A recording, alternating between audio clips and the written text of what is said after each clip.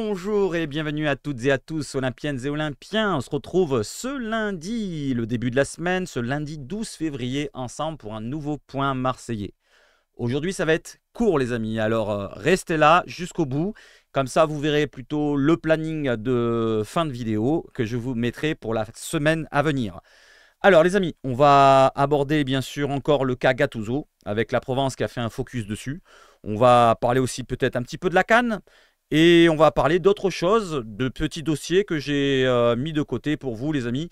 On y va tout de suite. Avant cela, je tenais à vous demander, comme d'habitude, la petite force, le petit like, le petit abonnement, le petit partage. N'oublions pas, c'est très important, je vous le demande encore une fois. Le partage de la vidéo, c'est très important. Allez, on y va tout de suite. L'introduction.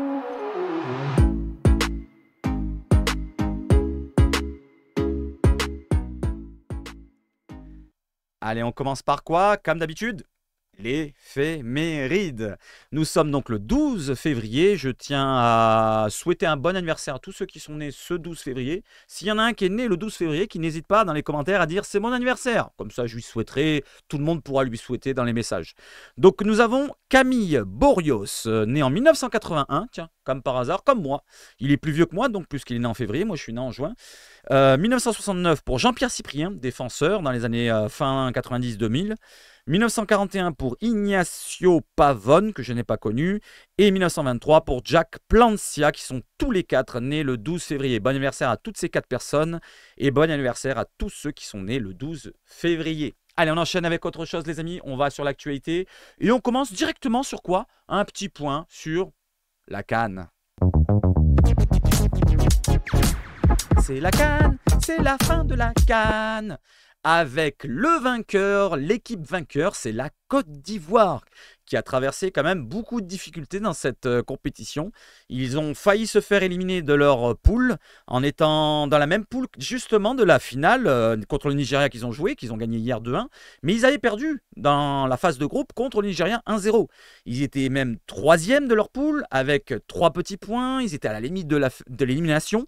Et grâce à la défaite de l'Algérie, si je ne me trompe pas, ils ont réussi à se qualifier. Ils ont réussi à chaque fois à faire des exploits. Ils étaient menés dans pratiquement toutes les rencontres à élimination directe. Et à chaque fois, ils sont revenus. Donc, c'est un gros caractère qu'ils ont montré. Donc, les Ivoiriens, félicitations à eux. Félicitations à tous ces joueurs qui ont représenté la Côte d'Ivoire, comme Kessié, comme Fofana, qui s'est blessé même pendant la finale, comme Sébastien Haller, qui revient d'un cancer des testicules et qui a marqué pendant la finale. Donc, félicitations. Mettez un gros GG à la Côte d'Ivoire, même si ce n'est pas l'OM. On peut les féliciter pour cette CAN remportée, donc la CAN 2023-2024. Bravo à l'équipe organisatrice de cette compétition. Justement, une petite image, que je ne sais pas si vous l'avez vue dans les réseaux sociaux. Basile Boli, vous le savez qu'il est né du côté de Abidjan, en Côte d'Ivoire. Et il a interviewé pour beIN Sport le buteur que je vous ai parlé juste avant, Sébastien Haller. Alors, je ne vous mets pas le son, mais regardez la réaction de Basile Boli. Je vous ai mis au milieu, comme ça vous avez juste la fin. Regardez bien, ça, c'est un petit peu touchant quand même. C'est un petit peu touchant, regardez-le. Regardez-les, il se regarde, il voit qu'il a une petite larme à l'œil, il va le prendre comme son enfant. Et il va même peut-être même lâcher une petite larmouille. Voilà, on le voit, Basile Boli qui commence à craquer. Bien sûr, c'est ses origines, hein, c'est normal, hein, il soit touché par cela. Il soit touché par Sébastien Haller qui a été, comme je vous l'ai dit, malade l'année dernière. Il a été opéré et il revient de loin quand même, hein, Sébastien Haller. Voilà, une belle émotion. Une belle émotion entre notre cher Basilou, buteur lors de la finale de la Coupe d'Europe 93, les amis. Voilà, mettez les GG pour la Côte d'Ivoire et on va maintenant sur quoi? Sur l'actu OM, les amis. Allez, merci à cette CAN qui s'est terminée donc hier soir. On y va, let's go cacao. L'actualité de l'Olympique de Marseille avec Franck Macourt, qu'on aimerait bien qu'il parte. On change d'écran, bien sûr. Allez, on revient sur le sondage que j'ai mis hier, je crois. Oui, c'est hier, un jour, effectivement. Donc, nous avons un peu plus de votes. Hier, nous étions à 200 ou 300 votes, je ne sais plus. Maintenant, nous sommes à 837 votes. 837 votes et nous sommes à peu près au même ratio, c'est-à-dire 60%. Vous voulez que Gattuso quitte son poste et qu'il soit remplacé. Voilà, moi je ne veux pas absolument qu'il parte pour partir. C'est pas que j'en veux à Gattuso. Je veux bien qu'il ne soit pas le seul fautif. Mais s'il ne trouve pas la solution, s'il n'est pas écouté par les joueurs, s'il ne trouve pas les bons choix et qu'il semble un petit peu perdu. D'ailleurs, il commence à parler de l'arbitrage, il commence à parler de malchance, de ci, de là, des absents ici et là. Il commence à se trouver des excuses. Est-ce qu'on va avoir Un Gattuso maintenant qui va réagir vraiment comme il faut tactiquement et mentalement, parce que vu que ça réclame que du mental, on espère que le mental suivra derrière, ou est-ce qu'il sera perdu et on devra finalement le virer dans pas longtemps? C'est sur les 3 prochains matchs qu'on verra cela, parce que sur le calendrier qui arrive, ça va être complicado pour lui, pour nous et pour les joueurs, parce que ça va être compliqué comme calendrier. On va aller voir le calendrier, mais avant cela, je tenais à vous préciser, donc n'hésitez pas à réagir à tout ce que je vous dis. Regardez, du côté de la Provence, ils ont fait un gros focus, comme je vous l'ai dit tout à l'heure. Focus Gattuso. Un ratio de points inférieur à Michel, le coach espagnol, dont on a vécu une saison difficile en 2015-16, je crois, si je ne me trompe pas. C'est juste avant que McCourt arrive. Un contexte peu favorable, donc il y a eu 4 parties dans ce focus. Je ne vais pas vous annoncer tout ce qui a marqué dedans, mais je vous fais plus ou moins un résumé. Donc le ratio de points inférieur à Michel, donc il a un ratio vraiment de très très faible pour un coach qui représente l'Olympique de Marseille. Je crois que ça tourne autour des 1,4, c'est pas énorme. Logiquement, à partir de 1,7, c'est à peu près bon. 1,7, 1,8, c'est très bon. 1,9, quand on se rapproche de 2, c'est vraiment pratiquement un crack. Un contexte peu favorable. Alors, qu'est-ce que ça représente, le contexte peu favorable? Il est revenu pour remplacer un coach comme Marcelino. Donc, l'effectif n'était pas conçu et construit pour Gattuso quand il arrive. Il n'a rien demandé au début. En plus, il a eu la CAN. Il a eu des absences par la CAN, par les blessures. C'est pour cela qu'il parle de contexte peu favorable. Voilà, c'est pour ça qu'on parle de contexte peu favorable. Donc, il a eu beaucoup d'événements qui ont été à l'encontre de lui. D'accord, on va lui dire ça pour lui. C'est bien pour sa défense. Derrière, le management humain, peut-être même trop humain. C'est-à-dire qu'il représente un petit peu comme il se considère un petit peu comme de la famille avec les joueurs. Il est un petit peu trop familial, trop proche des joueurs. Et il s'est un petit peu retenu pendant un moment. D'ailleurs, il a dit dans la dernière conférence de presse, j'aurais voulu réagir avant. 1 fois, 2 fois, maintenant 3 fois, je vais commencer à réagir vraiment. Donc le côté caractère, peut-être qu'on va voir un vrai Gattuso qu'on espère avoir, qui reprenne un petit peu, qui retrousse les bretelles et qui tape un petit peu sur les joueurs qui seraient récalcitrants. Cela dit, le côté tactique ne suffit pas. Et justement, c'est la dernière partie, un coaching énigmatique. On l'a vu lors des derniers matchs, il a voulu remettre de force son 4-3-3 alors qu'il n'a pas vraiment d'ailier à part Ismaïla Sarr. Et pourtant, Ismaïla Sarr, le seul ailier qu'il a, il le met sur le banc. D'ailleurs, le dernier match, quand Gigot est sorti sur le carton rouge, il a remplacé plus ou moins un Minarit qui était pas un des plus dégueulasses. Il aurait peut-être pu changer un autre joueur comme Iliman Ndiaye qui s'enfermait dans ses dribbles et a baissé la tête tout le temps, ou un autre joueur peut-être sur un piston qui était peut-être pas bon, je sais pas moi. N'hésitez pas à me dire quel joueur il aurait dû changer lors du match face à Metz. Voilà, donc il a un coaching énigmatique et surtout, ce que j'ai marqué là dans les phrases, c'est ce que a mis la Provence du côté du quotidien. Ils nous ont mis, on cherche toujours la patte Gattuso sur le jeu de l'OM. C'est ce que je vous ai dit. Pour l'instant, on ne voit aucune patte, on ne voit aucune ligne directrice, on ne comprend pas son jeu. De quoi trancher avec les styles bien identifiés de Tudor, parce qu'on le comprenait, Tudor c'était un marquage individuel, de la grosse intensité physique, pour aller vraiment bouffer l'adversaire. Avec Sampaoli, c'était plutôt la possession de balle, pour essayer de priver le ballon à l'adversaire et essayer de le contourner par toutes les manières qu'on pouvait, quitte à revenir en défense avec le ballon. Et Marcelino, c'était un jeu totalement différent, mais qu'on comprenait aussi. On le comprenait, avec Marcelino, c'était 2 lignes de 4, avec 2 attaquants devant. On essayait d'avoir 2 ailiers rapides normalement. Et on essayait de défendre d'abord et après contrer. Avec Marcelino, c'était un jeu de contre. Cela dit, ça n'a pas fonctionné avec Marcelino. Pourquoi? Parce que notre ligne de 4 de milieu, et surtout les 2 qui étaient devant la défense, ils étaient collés à la défense. Et ça fait que ça faisait un gros écart entre notre milieu qui devrait normalement créer le jeu quand on avait le ballon et nos attaquants qui étaient tout seuls et esselés. C'est pour ça qu'on avait souvent du souci au milieu de terrain avec le temps de Marcelino et qu'on voyait du jeu dégueulasse. Ceci dit, on ne prenait pas beaucoup de buts si on regarde bien les matchs de Marcelino et on était presque invaincus, mis à part le match malheureusement qu'on n'aurait pas dû perdre contre le Pana. Voilà les amis, un petit résumé de ce qui s'est passé du côté de la Provence. Je ne vais pas vous lire tout l'article parce que sinon ce serait trop long. N'hésitez pas à réagir, qu'est-ce que vous en pensez sur Gattuso? Donc il a ses torts, voilà, on le sait, il a ses torts, je viens de les énumérer. Le côté coaching, le côté un petit peu trop proche des joueurs. Et maintenant, est-ce qu'il va réagir? Alors, je reviens sur le truc, excusez-moi. Pourquoi j'ai fait ça? Hop, qu'est-ce que j'ai fait? Voilà, je reviens sur le truc. Donc, voilà les 4 parties que je voulais vous aborder. N'hésitez pas à réagir. Voilà, donc il a ses torts, mais ce n'est pas le seul responsable. Il y a marqué en dessous 4 parties détaillées par la Provence qui ciblent le coach italien. Les reproches sont nombreux, même s'il n'est pas le seul. Bien sûr, on va penser à qui? À la direction. à Longoria, qui a un petit peu tardé à choisir son coach pendant cet été, qui a choisi son ami, qui a choisi son ami Marcelino, qui est totalement différent de l'ancien coach Igor Tudor. Donc on a dû lui choisir des joueurs à Marcelino, mais cela dit au compte-gouttes. Et vu qu'on avait les matchs déjà à jouer l'été avec la reprise qu'on a fait 3 semaines avant, c'était peut-être un petit peu trop proche avec la reprise face au Pana. Donc il y a eu déjà ça qui posait problème, la gestion estivale qui a été dégueulasse de la part de la direction et de Longoria, parce que c'est le fautif principal qu'on va aborder. Après, il y a eu d'autres choses, les remontrances par rapport au mercato hivernal, parce que n'oublions pas que ce que je vous ai relié dans les vidéos précédentes, c'est que Gattuso a réclamé des joueurs. Cet hiver, il a réclamé des ailiers. Il n'en a pas eu. Il a eu juste le retour de Luis Enrique. Ce n'est pas une recrue, Luis Enrique. On n'a pas investi dessus. Il a juste eu un latéral, voire 2 latéraux, parce qu'on a remplacé les Renan Lodi par 2 latéraux moins forts, on va dire, parce que si on regarde leur valeur, c'est moins fort. Et il n'a pas eu ses ailiers. Et c'est ce qu'il voulait. Gattuso, il voulait d'abord des ailiers, ensuite un attaquant puissant qu'il a eu, mais il n'a pas eu ses ailiers pour jouer en 4-3-3. Alors, est-ce qu'il va nous mettre de force son 4-3-3 pour l'instant qui ne fonctionne pas? On aimerait qu'il repasse en défense à 3, avec bien sûr le retour de Chancel Mbemba. Mis à part qu'il n'y aura pas Gigot contre Brest, il y aura au moins Mbemba qui reviendra. Donc Meite, Balerdi, on a toujours 3 défenseurs. Après, il y a Onana qui peut redescendre aussi.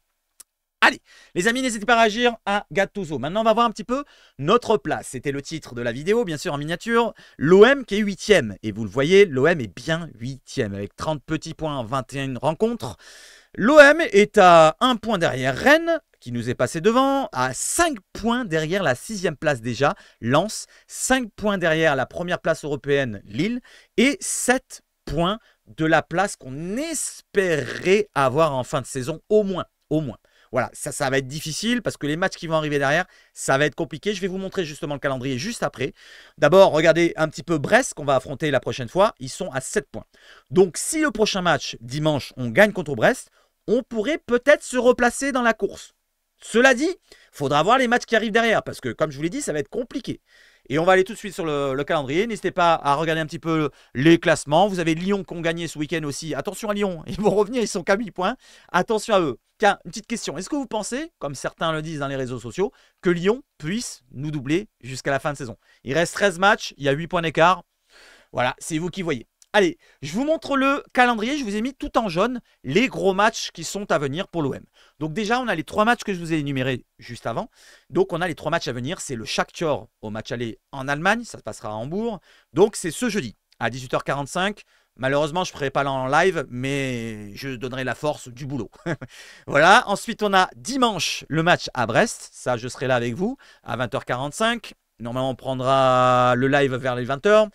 Ensuite, nous aurons le match retour, que je serai là aussi à 21h du côté du Vélodrome pour l'affrontement face aux Ukrainiens du Shakhtar. Voilà les 3 premiers matchs et c'est un premier tournant. Moi, je vous dis, si ça se passe bien là, peut-être qu'on aura peut-être une saison qui sera peut-être plus optimiste, oui, je cherchais le mot, optimiste et plus positive qu'on ne le pense. Voilà, ça c'est mon avis. Peut-être qu'on sera relancé à ce moment-là. Ou peut-être qu'on sera vraiment enfoncé dans une crise totale. Peut-être, c'est pas sûr pour l'instant, c'est à voir, c'est 50-50 pour ma part. Ça c'est mon avis. N'hésitez pas à me dire combien de pourcentage vous voyez dans le côté bon ou le côté mauvais. Vous voyez, vous comprenez ce que je veux dire? Moi je lui donne du 50-50. Si on réussit ces 3 matchs, peut-être qu'on peut avoir une bonne fin de saison. Après, il faudra voir si on continue derrière, parce qu'après, on aura un Marseille-Montpellier. Je pense que ça peut aller. Un déplacement à Clermont, qui est une des plus faibles équipes. Mais en ce moment, on a affronté Metz, on était en difficulté aussi. Marseille-Nantes, qui est normalement pas une équipe de foudre de guerre non plus. Et là, ça commence à se gâter. Regardez, à partir du 17 mars, on aura le déplacement à Rennes, la réception des Puputes, le déplacement à Lille, la réception des autres Puputes de Nice. Et ensuite, on va du côté de Toulouse. Je ne les ai pas mis en jaune parce que c'est une équipe peut-être moins forte sur le papier. La réception de Lens et le déplacement à Reims. 6 matchs compliqués quand même. Et si on rajoute les 3 autres matchs, ça fait 9 matchs compliqués sur les 13 que vous voyez ici. Et après, ça sera la fin de saison. N'oublions pas qu'on est en 34 rencontres cette saison. Regardez, ça sera la fin de saison directement déjà. On sera à Marseille-Lorient et on finira au Havre. Donc, est-ce qu'on peut être positif ou pas? Il nous reste que ça de toute façon. Il nous reste que ça à rester positif. On va voir à la prochaine rencontre. Pour l'instant, on va essayer de les encourager. Nous sommes dans une crise, mais on va essayer de les encourager, les amis. Il n'y a que ça à faire. Allez, on ne va pas rester à se pendre non plus. Et on continue justement sur une mauvaise stat. Regardez bien. Je l'ai regardé sur l'équipe et j'ai analysé la chose dans le sens où Finalement, depuis l'ère McCourt, nous n'avons pas eu un vrai neuf finisseur. Le titre de mon tweet, c'est « Un manque de finisseur sous McCourt ». Il faut remonter à Bafétimbi Gomis pour voir un avant-centre olympien inscrire 10 buts après 21 journées en Ligue 1. Vous voyez tous les buteurs en Ligue 1 qui ont plus de 10 buts ou au moins 10 buts lors des 21 premières journées. Et le seul attaquant numéro 9, je parle, buteur du côté de l'OM, c'est Bafétimbi Gomis en 2016-2017. Sinon, on peut prendre Thauvin, mais Thauvin, c'était un ailier droit, c'était pas vraiment un buteur. Voilà un petit peu peut-être un problème de notre réussite aussi. C'est qu'on manque de finisseurs, d'un tueur dans la surface, comme un Ben Yedder qu'on le voit, il est dans tous les classements, ou d'un tête de noisette, même si bon, il est chez les puputes. C'est un buteur, comme Jonathan David, c'est un buteur, comme même Ayork qui est 2 fois dans le classement. Vous voyez, il y a plein de noms qui reviennent.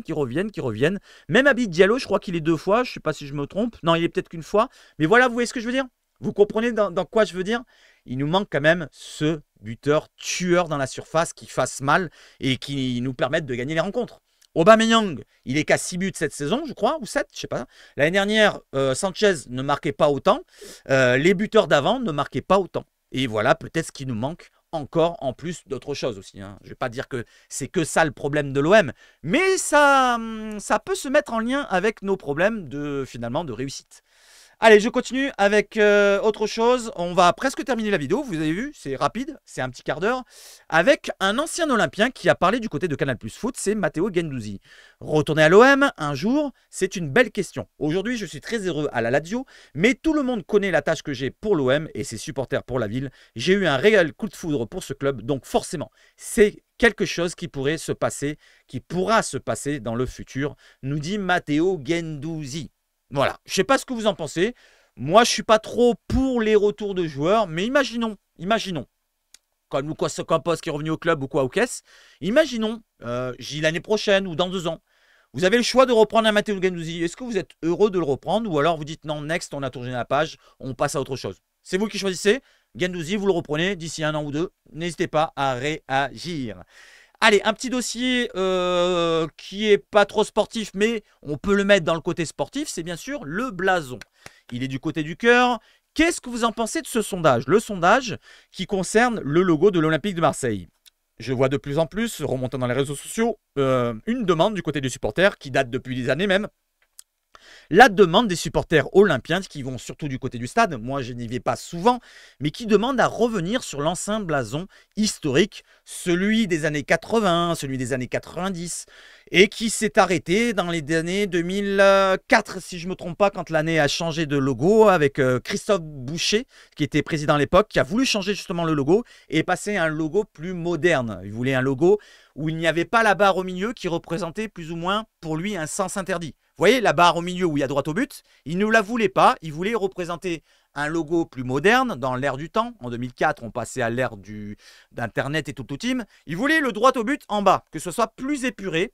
Et finalement, ça pose problème aux supporters marseillais qui sont plutôt implantés du côté des ultras et tout ce qui est dans le stade. Je vous demande les amis, est-ce que ça vous pose problème que le logo soit comme ça actuellement ? Est-ce que vous voulez revenir à l'ancien temps, revenir avec un logo qui représentait, là juste en dessous, regardez, un petit peu de ce style-là. Voilà, avec une barre au milieu, le droit au but au milieu de OM, voilà, comme le cœur, voilà, qui serait droit au but ici.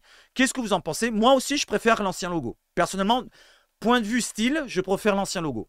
Après, c'est pas ça qui va faire gagner l'OM, c'est pas le sujet primordial du moment. Le sujet primordial du moment, c'est le sportif, c'est que l'OM se remonte au classement et que le coach arrive à trouver des idées pour nous donner des victoires. Mais c'est quand même un sujet qu'on peut aborder quand même, les amis. Regardez, BFM Marseille-Provence a mis un sondage en place du côté des réseaux sociaux et on voit que 70% ont voté pour l'ancien. Moi, j'ai voté aussi pour l'ancien. Voilà, n'hésitez pas à me dire, est-ce que vous voulez l'ancien ou non, vous voulez rester sur le nouveau, là, qu'on a actuellement, ou alors un nouveau. On change quand même le logo de maintenant, mais on choisit un autre logo, encore avec un autre style. Et tiens, ceux qui sont dessinateurs, qui n'hésitent pas à me proposer dans les réseaux sociaux, si vous voulez me le donner sur Twitter ou sur Instagram ou quoi, vous me le donnez en privé, comme ça je le mettrai sur une prochaine vidéo. Allez, n'hésitez pas à me proposer pour ceux qui sont dessinateurs et graphistes. Allez, autre chose, on termine par quoi? Par le petit bonbon. Le petit bonbon, c'est le but le but de Faris Moumbagna. Allez, je vous le montre vite fait. J'enlève le son, le ballon sur le côté gauche pour Aubameyang. Aubameyang qui va provoquer, qui va rentrer dans la surface peut-être. Et non, il frappe à l'entrée de la surface. Le ballon qui est récupéré sur Merlin sur le côté gauche, ce centre au premier poteau. Et le but de Moumbagna. Goal, goal, goal, goal, goal, l'assaut. Le premier but de Faris Moumbagna, le Camerounais, sur un service de Quentin Merlin. Ça fait plaisir, comme ça au moins il se met en confiance. Voilà, il pourra peut-être amener les autres joueurs derrière lui, comme Quentin Merlin qui se donne confiance avec cette passe décisive. C'est important. C'est important que le buteur, pour son premier match, marque ce but-là, qu'il ait plein de confiance et qu'il amène les autres vers lui, avec lui. Vous voyez ce que je veux dire? Allez, les amis, on va terminer par quoi? On va terminer par le plein linge. Aujourd'hui, je fais un live. Je suis en live du côté de Twitch à partir de 21 h. Normalement, j'ai laissé les miniatures honte à vous, crise, voilà, machin, mais on s'en fout de ça. C'est pas le sujet. On va parler bien sûr de l'actualité olympienne. On va parler d'autres choses, de football, de tout, de rien, de votre journée, de ma journée. Et on va pourquoi pas jouer tranquillement, se détendre tranquillement. Demain, ça sera la même chose, à 21 h. Et mercredi, par contre, ça sera différent. Mercredi, on fera l'avant-match ensemble, ceux qui veulent venir participer. L'avant-match de Chakshior contre l'Olympique de Marseille. Vu que je ne suis pas en live jeudi, je ferai juste l'avant-match. Et je ferai toujours ma petite vidéo du matin, comme aujourd'hui. Voilà les amis, j'espère que vous avez été heureux de me retrouver. J'espère que vous passerez une bonne journée en ce lundi 12 juillet, j'allais dire non, 12 février. Voilà, j'ai passé 2 nuits terribles au boulot. Voilà, pour ceux qui étaient dans le Discord, ils le savent pourquoi. Une alarme redondante qui m'a fait bien... Vous voyez ce que je veux dire? J'ai presque envie de vous le faire écouter. Bah tiens, je vais vous faire l'écouter. Je vais vous faire écouter. Je vais vous faire écouter. Écoutez bien. Écoutez bien, vous allez me dire si c'est vivable ce truc-là. Écoutez. Voilà, toute la nuit comme ça. Les 2 nuits. Les 2 nuits. Voilà, je l'arrête parce que ça va péter les oreilles. Voilà, donc j'ai encore le bruit dans les oreilles, les amis. Je vais vous quitter sur cela. Merci en tout cas d'avoir suivi la vidéo jusqu'au bout. Le petit like, le petit abonnement comme d'habitude. Vive le foot chez The Bash Foot. Et surtout, notez la vidéo. Et surtout, allez l'OM. Ciao, ciao. Ciao, ciao, ciao. À domani. Et à ce soir pour le live sur Twitch, les amis. Les liens sont dans la description. Ciao, ciao, ciao.